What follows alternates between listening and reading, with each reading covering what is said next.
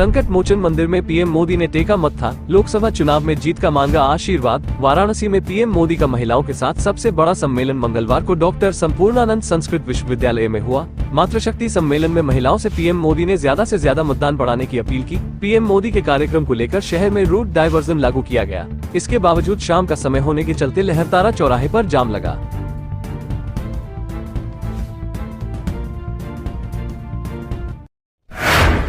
काशी में पीएम मोदी के भाषण की खास बातें। अब मां गंगा ही हमार माय है, बेटियों की सुरक्षा पर कही बड़ी बात। प्रधानमंत्री नरेंद्र मोदी मंगलवार को अपने संसदीय क्षेत्र वाराणसी के संपूर्णानंद संस्कृत विश्वविद्यालय में पहुंचे। यहां आयोजित महिलाओं की जनसभा में उन्होंने भोजपुरी में अपने भाषण की शुरुआत की। उन्होंने कहा कि ये पहली बार हो जब हम काशी का नामांकन अपने माई के उपस्थिति के बिना कैले है। अब माँ गंगा ही हमार माय है, माँ गंगा ने मुझे काशी बुलाया था, अब इन्होंने मुझे गोद ले लिया है।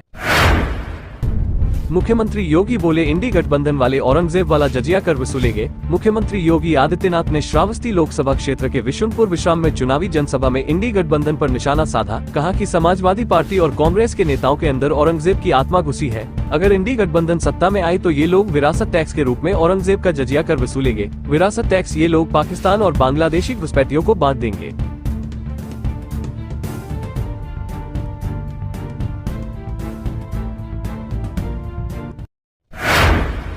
ईरान के राष्ट्रपति सैयद इब्राहिम रईसी की मौत पर यूपी में भी एक दिन का राजकीय शोक। इसके कारण आज प्रदेश के सभी भवनों, कार्यालयों पर राष्ट्रीय ध्वज आधा झुका रहा और मनोरंजन के कोई कार्यक्रम आयोजित नहीं किए गए। ईरान के राष्ट्रपति इब्राहिम रईसी के निधन पर प्रधानमंत्री नरेंद्र मोदी ने शोक जताया। प्रधानमंत्री ने ट्वीट कर कहा कि डॉक्टर सैयद इब्राहिम रईसी के दुखद निधन से गहरा दुख और झटका लगा। उन्होंने कहा कि रईसी का भारत ईरान के द्विपक्षीय संबंधों को मजबूत करने में दिया गया योगदान हमेशा याद रखा जाएगा।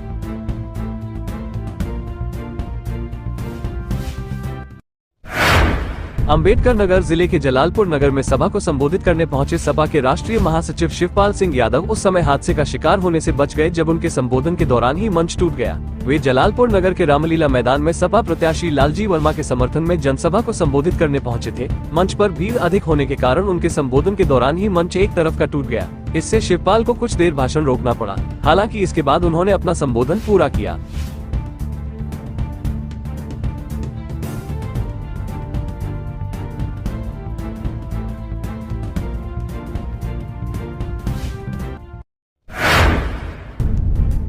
सपा अध्यक्ष अखिलेश यादव ने संत कबीर नगर में रैली को संबोधित करने के बाद तस्वीरें सोशल मीडिया पर शेयर की और कहा कि छठे चरण में जनता भाजपा के झूठे वादों की कश्ती डुबो देगी और छठे चरण में भाजपा की छटाई कर देगी। उन्होंने सोशल मीडिया साइट एक्स पर लिखा कि संत कबीर नगर में उमड़ा ये जन समर्थन बता रहा है कि भाजपा के विरुद्ध उठा ये जन सैलाब भाजपा के कागजी कामों और झूठे वादों की कश्ती डुबो देगा। जनता इंडिया गठबंधन से जिस उम्मीद और भरोसे से जुड़ रही है, हम उसका मान रखेंगे।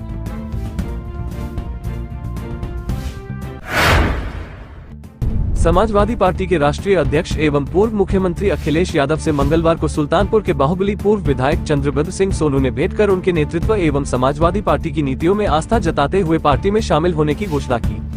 बता दें कि चंद्रबद्र सिंह इसौली से विधायक रह चुके हैं। उनके पिता इंद्रभद्र सिंह भी विधायक थे। सोनू सिंह ने वर्ष 2019 में सुल्तानपुर से बसपा के टिकट पर भाजपा प्रत्याशी मेनका गांधी के खिलाफ चुनाव भी लड़ा था। हालांकि करीब 6 माह बाद ही बसपा सुप्रीमो मायावती ने सोनू सिंह और उनके भाई मोनू सिंह को पार्टी से बर्खास्त कर दिया था।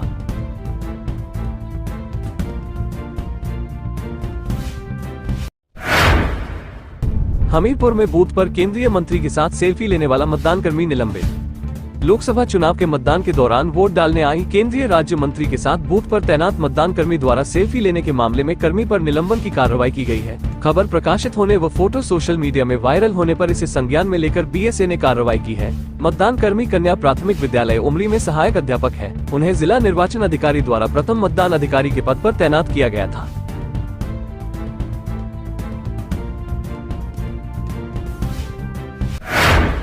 डिप्टी सीएम केशव बोले भ्रष्टाचार की अम्मा है कांग्रेस।